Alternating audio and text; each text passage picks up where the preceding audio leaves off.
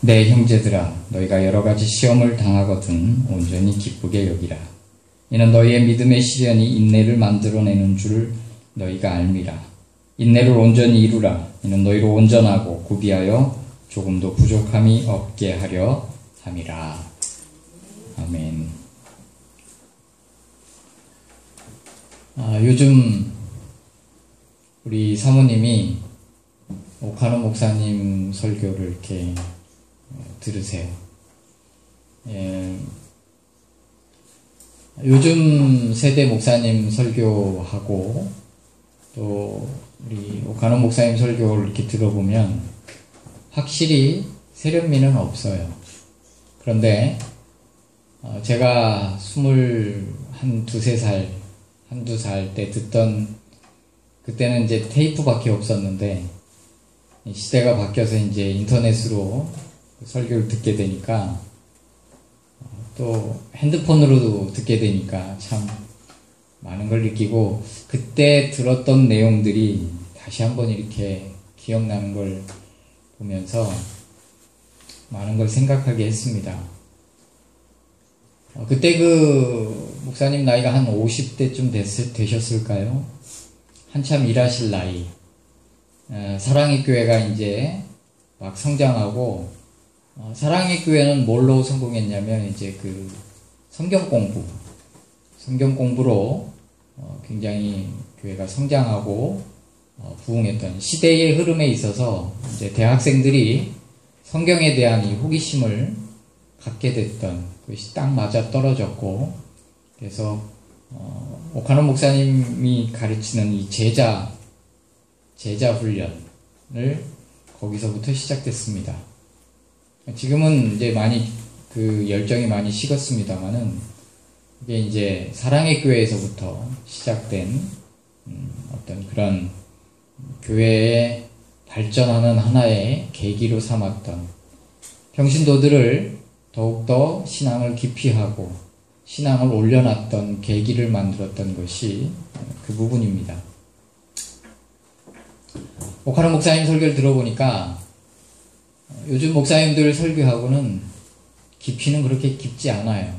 그런데 그분이 얼마나 당당했고, 얼마나 권력 앞에 떳떳했고, 얼마나 욕심 있는 어떤 죄나 돈이나 이런 거에 대해서 자유했는지를 다시 한번 느끼게 됩니다. 굉장히 단순하지만 가장 강력했던 메시지를 그때 들었을 때하고 지금 들을 때하고 똑같은 내용인데도 느낌이 참 많이 다른 것을 참 느꼈습니다. 그분이 하고 싶었던 얘기 중에 하나가 뭐 이제 로마서 1장부터 마지막 장까지 이렇게 단계별로 설교를 하시는데, 오늘 이 본문하고는 전혀 뭐 이렇게 거의 같은 내용은 아닙니다만은, 제가 보면서 오카노 목사님의 내용들이 좀 마음에 많이 와닿았던 것들을 기억합니다. 여기 고난이라는 것, 오늘 여기 보면 여러 가지 시험을 당하거든 예수님께서는 시험에 들지 않도록 기도하라고 하셨습니다. 그러니까 이 시험이라는 단어를 볼 때 우리는 먼저 기도해야 합니다. 첫 번째는 시험에 들지 않도록 기도해야 합니다. 만약에 시험이 우리에게 왔다면 그것은 하나님의 섭리와 뜻이 있다는 것을 오늘 이 본문은 말해주고 있는 겁니다. 그래서 어떤 시험은 피해야 되지만 어떤 시험은 피하는 게 아니고 견디고 그 가운데에서 훈련되어지고 온전히 다 끝날 때까지 기다림이 필요하다라고 말씀하고 있습니다. 누구나 이 시험을 좋아하는 사람도 없고, 한수리가 기도할 때도 이 고난에 대해서 잠깐 언급을 했지만, 광야에 대해서 잠깐 언급을 했지만, 누구나 이 광야에 있고 싶은 사람은 없습니다. 그런데 하나님이 거기에다 두셨다면, 이왕이면 어쩔 수 없이 그 광야를 지나야 된다면 우리가 그 광야에서 어떻게 해야 되는가를 오늘 본문은 말해주고 있는 겁니다.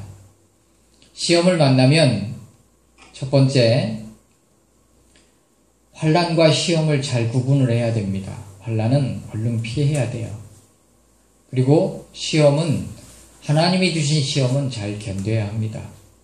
여기 야고보서 1장에는 시험이라는 말이 두 군데 나오는데 오늘 요 부분과 뒤에 가면 1장 뒷부분에 시험이란 말이 또 나옵니다. 뒷부분의 시험은 이 욕심에 의해 이끌려서 생기는 시험을 말하고요. 앞부분의 여기 시험은 유혹, 죄의 유혹, 템테이션은 아니지만 그렇다고 하나님이 하시는 시험, 테스트도 아닙니다. 여기 시험은 좀 특별한 단어를 썼더라고요.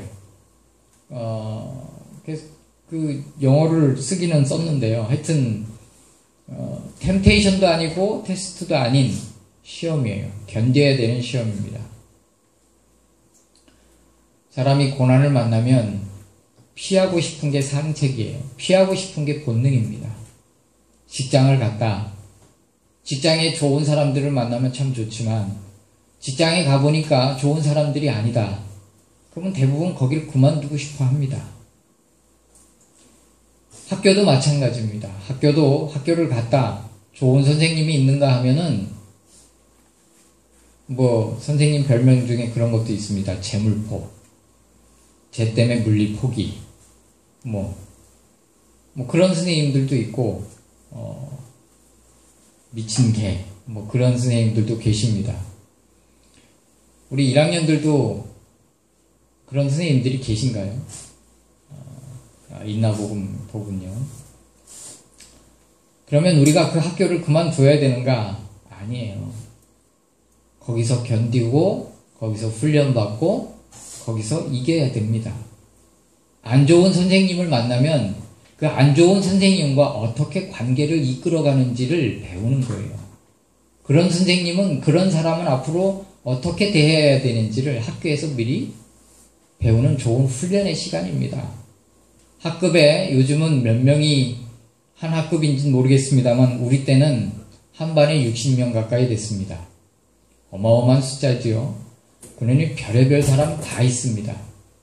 60명이 모이는데 이 60명 중에는 부자도 있고 가난한 사람도 있고 성격이 좋은 사람도 있고 나쁜 사람도 있고 운동부도 있고 공부 잘하는 애도 있고 못하는 애도 있고 그렇습니다.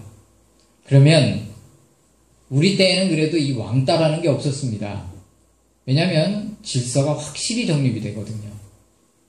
누가 제일 주먹이고 누가 제일 주먹이 아닌지를, 이 주먹도야 이 주먹 쓰는 애들도 딱 봐서 영 찌질한 애는 건들지도 않습니다. 근데 요즘은 이상해요. 찌질한 애를 괴롭혀요. 우리 때는 안 그랬거든요. 그냥 내버려, 원래 그러니. 그리고 걔도 함부로 나대지도 않았고요.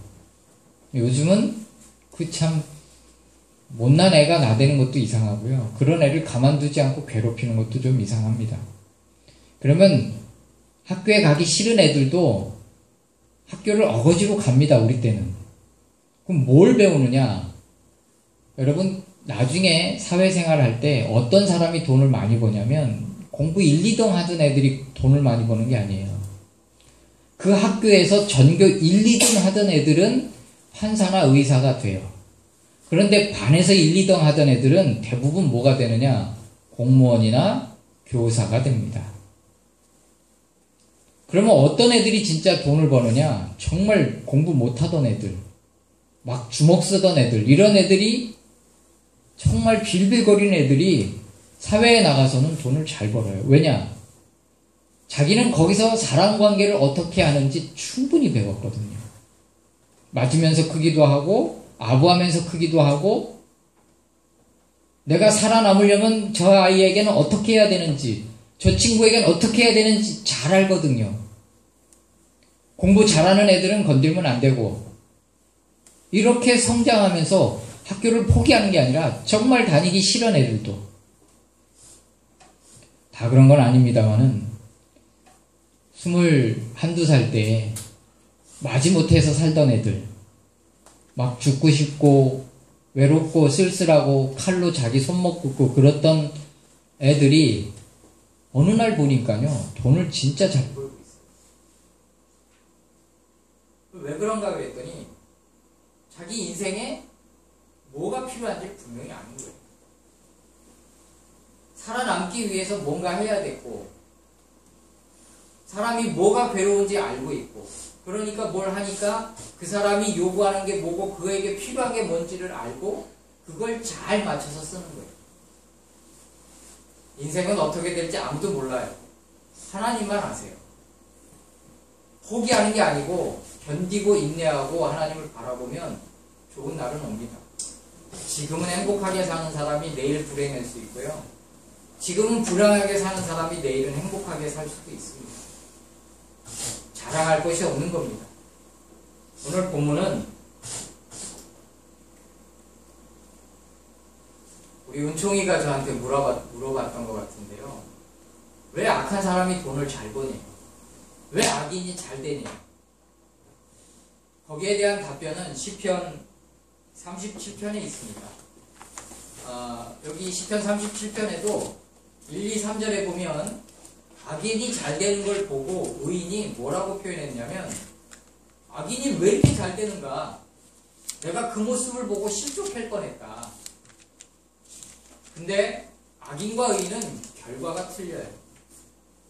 오카노 목사님 얘기를 처음에 서론에 꺼냈는데 왜 그 목사님 얘기를 꺼냈냐면, 제가 지난주에 들으면서 뭐 다 들은 건 아니에요. 사모님하고 가까이 있으면서 10분, 20분 들었나?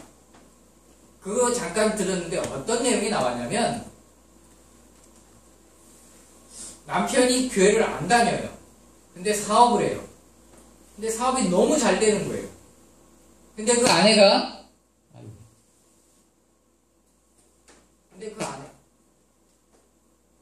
근데 그 아내가 그거를 자랑 삼아 교회에 와서 얘기를 하는 거예요. 내 남편이 돈 잘 번다. 내가 11조 이렇게 낸다. 내가 구제원금도 낸다. 우리 남편이 돈 잘 번다. 근데 오카노 목사님 뭐라고 그랬냐면, 그게 잘 되는 걸 수도 있지만 그게 불안한 거다. 그러면서 반대 얘기를 먼저 하셨어요. 뭐냐면,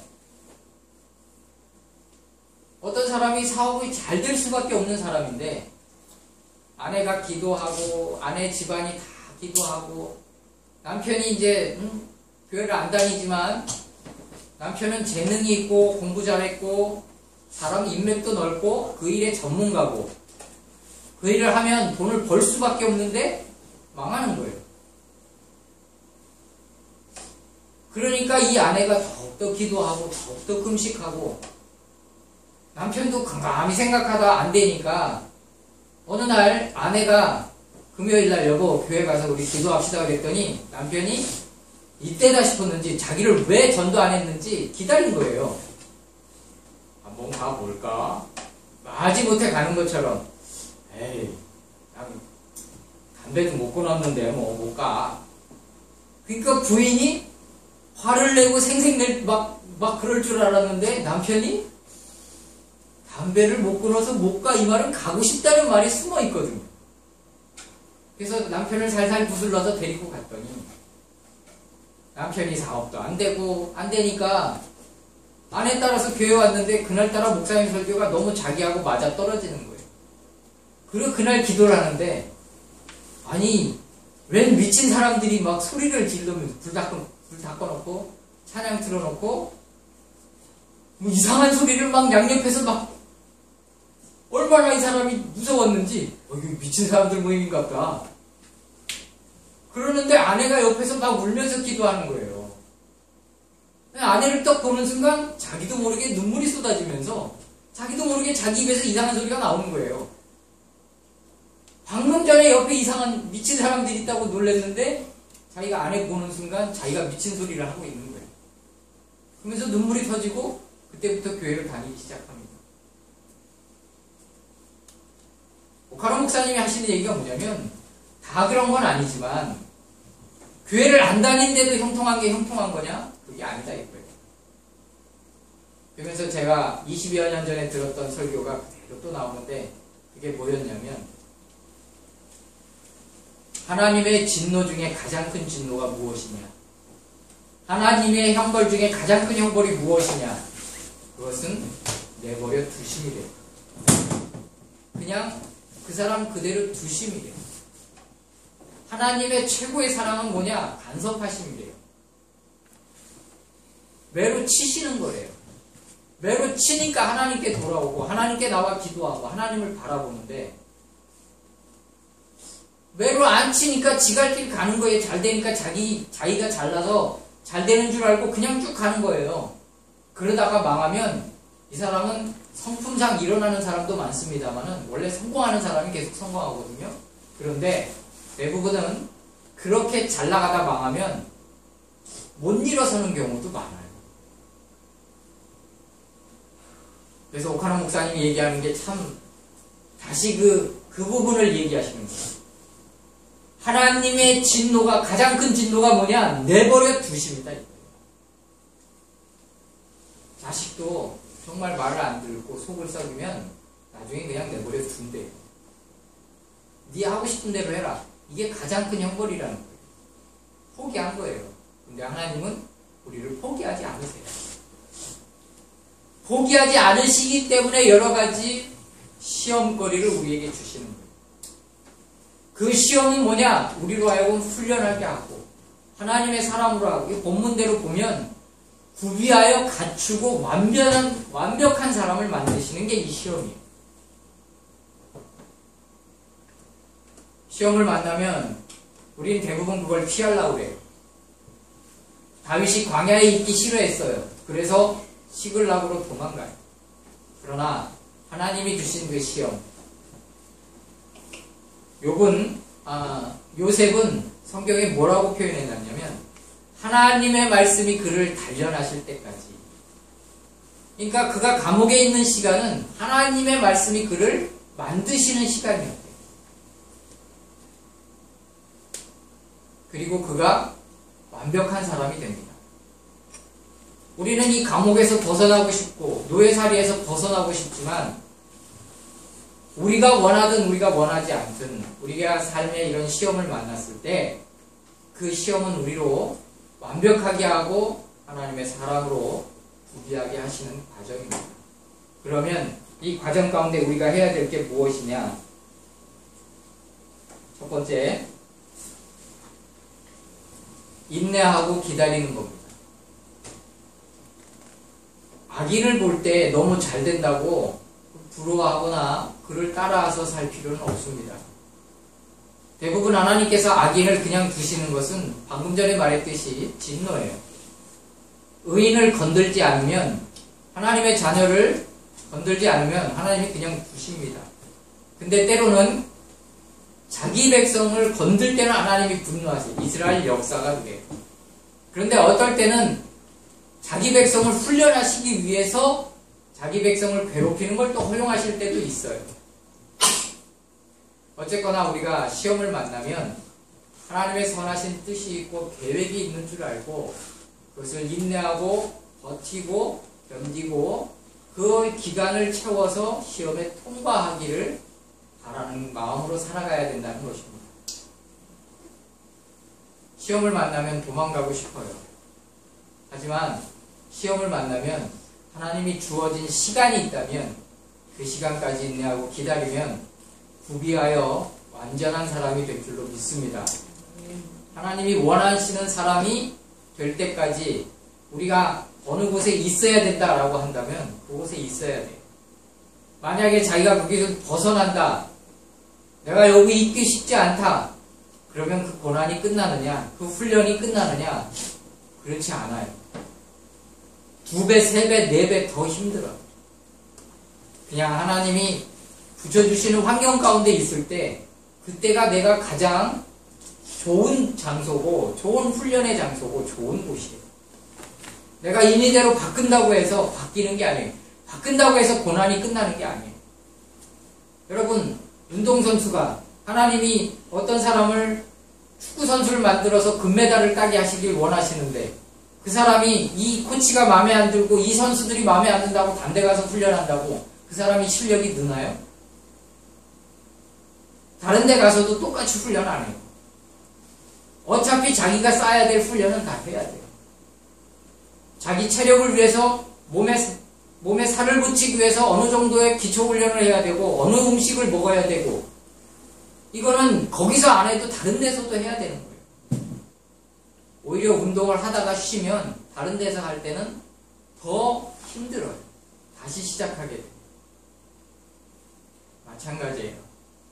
하나님이 우리에게 주신 이 환경이, 하나님이 우리에게 주신 이곳이, 하나님이 우리에게 붙여주신 우리의 직장이, 우리의 가정이 내가 있어야 될 곳이고, 내가 훈련받아야 될 곳이고, 내가 인내해야 될 곳이고, 나를 만드시는 시간까지 견뎌야 하는 곳입니다.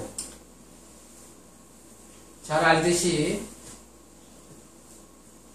이스마엘이 태어나기 전에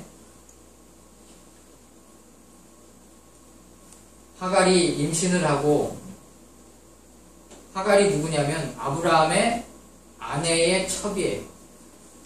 아브라함의 아내가 아이를 못 갖자 자기의 몸종을 남편에게 주었어요. 그랬더니 남편이 그 여종을 통해서 임신을 하게 돼요. 그랬더니 이 여종이 여주인을 깔봐요. 자기 주제도 모르고 여주인을 깔고 주인을 깔보니까 자기 남편의 아이를 가지고 있으니까 함부로 못하고 저녁에 남편한테 얘기를 합니다. 그랬더니 당신 종인이 당신이 알아서 하십시오라고 허락이 떨어지자마자 그 다음날로 이 사라는 하갈을 구박합니다. 그래서 도망을 가요. 나 같아도 도망갈 것 같아요. 그런데 하나님이 뭐라고 그러세요? 천사를 나타나게 하셔서 돌아가라. 그 여주인 밑에서 훈련을 계속 받아. 훈련이라기보단 그 여주인 밑에 있어라. 무슨 얘기예요? 그 학대를 계속 받고 살아라 이 얘기예요. 그가 받는 그 학대는 힘들고 어렵지만 나중에 이스마엘이 커서 이스마엘이 쫓겨나서 그 주변에서 살아갈 때 하나님은 이스마엘을 통해서 그 지역에서 이스마엘을 통해서 이루실 계획과 뜻이 있었는데 그냥 하갈이 애국으로 내려가 버리면 하나님이 계획하신 바가 안 될 수도 있거든요. 그러니까 사실은 이스마엘이 앞으로 위대한 인생을 살 건데 그냥 애국에 가면 그냥 동네 한 아이로 살다가 장가가고 그렇게 해서 끝나고 말 거라 이 말이에요. 근데 하나님은 그를 향한 놀라운 계획이 있어서 돌아가라 그랬어요. 그래서 하갈은 돌아가서 여주인의 구박을 계속 받고 살았어요. 그 이유를 몰랐지만 나중에 자기 아들이 위대해진 거예요. 위대한 삶을 살 수 있게 되는 겁니다. 하나님은 내게 주신 어려움과 환경과 여건은 이유가 있고 섭리가 있어요. 인간은 어떻게 하면 좀 더 편하게 살까? 어떻게 하면 고난이 없이 살까? 어떻게 하면 그렇지 않아요. 우리에게 주신 이 환경과 여건이라면 인내하고 훈련받고 잘 감당하는 저와 여러분이 되기를 주님의 이름으로 축복합니다. 요셉이라는 인물을 보면 형들이 뭘 잘못하는지를 이렇게 보고 가서 쪼르륵 아버지한테 일렀어요. 그런데 나중에 감옥에서 죄인들이 모여있는 그 감옥에서 죄인들을 돌봐줘요. 죄인들의 허물을 덮는 사람이 됐다 이 말이에요. 아버지가 요셉에겐 일을 안 시켰어요. 무릎에서만 키웠어요. 가서 형들이 뭐 일 잘하고 있나 보고만 하게끔 가서 아들을 심부름만 시켰어요. 그런데 노예로 팔린 뒤에는 일해봤자 값도 없는 노예는 보상이 없어요.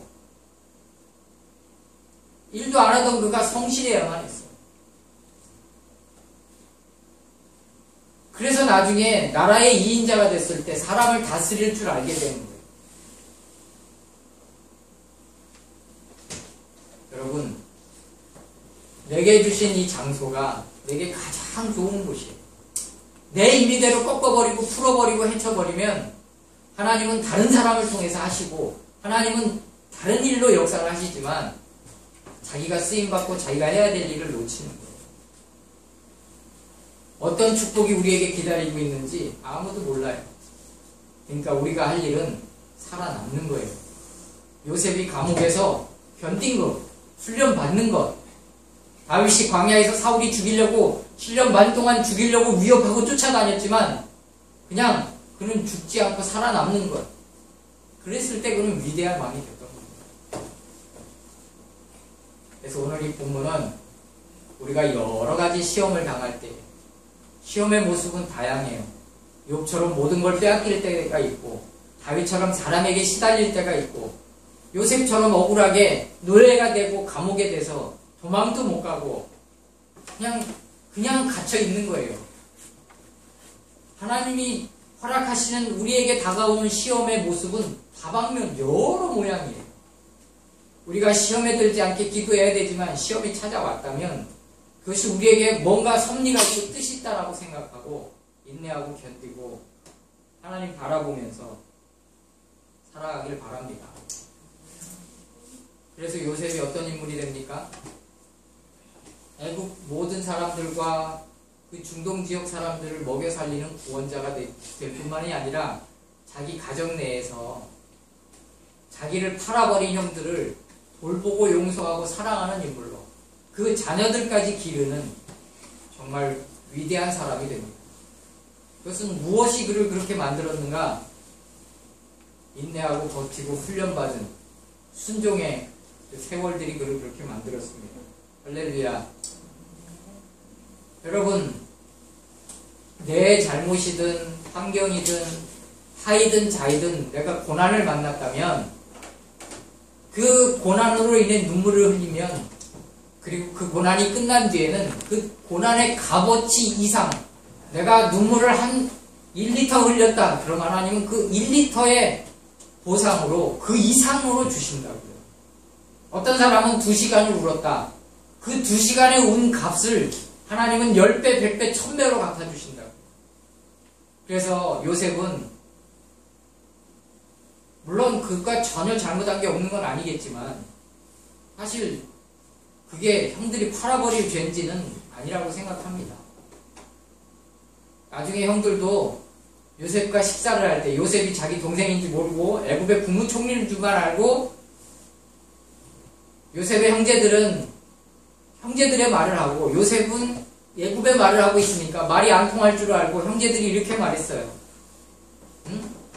우리 동생이 우리에게 부르짖을 때 우리가 그걸 묵인해도 그를 팔아버려서 그 죗값을 지금 우리가 받는도다. 그러니까 형들이 나중에 깨달은 건 아닌 거예요.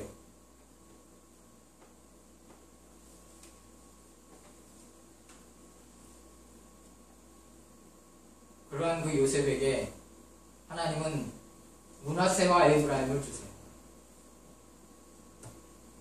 므낫세는 아비의 집의 모든 고통을 잊게 하셨다는 뜻이고 에브라임은 내가 수고한 땅에서 창성케 하신다라는 뜻이에요. 둘 다 요셉에겐 가장 큰 의미가 있는 이름들이에요. 하나님 우리를 축복하시고 하나님 우리에게 놀라운 것들로 부어주실 텐데 지금 주어진 이 환경을 잘 감당하고 살아가길 주님의 이름으로 축복합니다. 목사님이 요즘 느끼는 게 뭐냐면 내 자신이 열정을 잃은 걸 너무 많이 느껴요. 하루하루가 버티기라는 걸 저도 알아요. 이 목사 밑에서 어떤 은혜를 받겠는가 내가 가슴을 치면서도 그래서 내가 요즘 기도하는 게 그거예요. 열정을 회복하기 위해서. 그래야 성도들이 열정을 갖고 삶을 살지 않겠나. 여러분, 이왕에 버텨야 될 이 시간이라면 감사함으로 버티기를 주님의 이름으로 축복합니다. 본문은 시험을 만나거든 온전히 견디라라는 의미입니다. 그러면서 견디는 방법을 몇 가지 말하고 있습니다. 첫 번째는 본문을 보면 5절, 6절, 7절에 보면 너희 중에 누구든지 지혜가 부족하거든 모르는 사람에게 후히 주시고 꾸짖지 아니하는 하나님께 구하라 그리하면 주시라. 이 말은 갑자기 지혜에 대한 얘기를 하는 게 아닙니다. 앞에와 그 이어지는 말씀에 연결되는 말씀이에요. 그래서 지혜라고 보지 말고 너희 중에 누구든지 해결책이 보이지 않거든 이렇게 해석하면 쉽게 이해가 됩니다. 여기서 말하는 지혜는 해결책이에요. 문제를 푸는 방법이에요. 그 고난을 이겨내는 방법을 모르겠는 거예요. 어찌해야 될지 모르겠는 거예요. 내게 고난은 왔고 시험은 왔고 문제는 왔는데 풀어나가거나 인내하거나 버틸 방법을 모르겠는 거예요.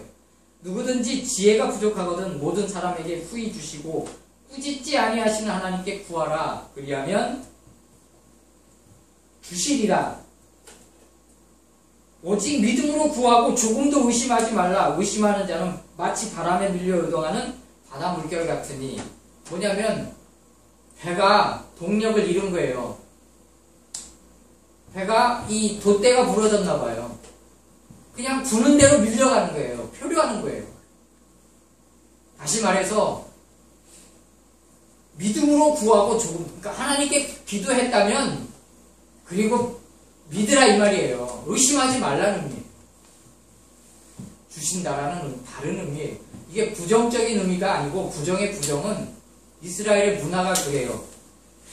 여기 이스라엘 사람들의 문학의 기법 중에 하나가, 부정의 부정은 아주 강한 긍정을 의미해요. 그러니까 기도했으면 믿어라 이거예요. 믿고 구한 것은 받은 줄로 믿고 감사하라 이런 의미예요. 우리가 고난을 만나면 누구나 다 기도하게 돼 있어요. 기도하라는 의미라기보다는 여기 이 야고보가 흩어져 있는 성도 12지파에게 편지를 쓰면서 이 야고보가 순교하기 전에 여기 마지막 이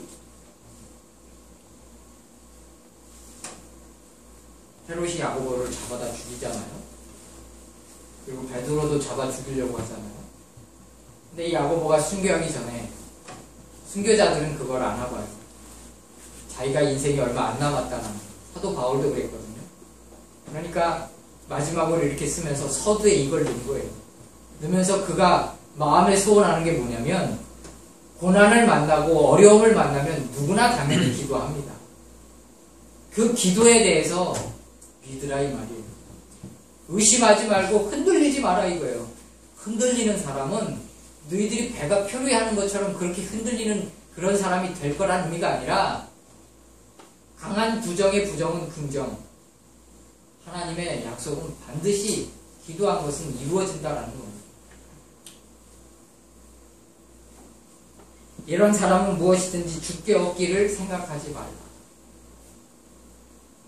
고난을 만나면 기도하십시오. 할렐루야. 그리고 믿으십시오. 잘 알듯이 로데라는 여자는 베드로가 감옥에 갇히고 그 다음날 아침에 이제 순교를 당하는데 사람들이 모여서 베드로를 구원해달라고, 살려달라고 기도했어요.